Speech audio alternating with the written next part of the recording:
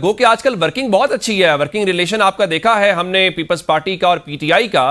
तो क्या गवर्नर साहब कोई कह सकते हैं चीफ मिनिस्टर को कि आप एतमाद का वोट लें, या आप लोग भी कोई मुदाखलत नहीं करेंगे? ये पीटीआई का अपना घर का मामला है, अपना हाउस इन ऑर्डर करें, डिसिप्लिन लेके आए, जिस तरह से मैनेज करते हैं करें उसको। देखें, असली तौर पे तो इससे किसी हमारा कोई सरोकार है नहीं। ये इनका इंटरनल मामला है। बेसिकली अगर देखा जाए ना, तो पूरी पीटीआई में ना, आप देखें वो एक जमाने में बांग्लादेश में कहा जाता था बैटल ऑफ द बेगम्स। तो यहाँ पे जो है ना, बैटल ऑफ द बेगम्स है। एक तरफ बुशरा बीबी है, दूसरी तरफ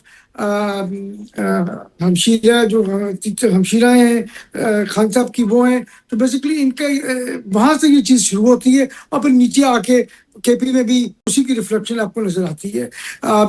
इनके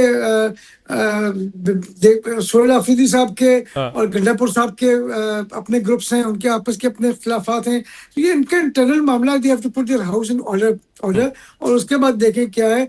और हाँ, ये फॉरवर्ड ब्लॉक जो बनते हैं वो जमहूरियत का पार्ट है।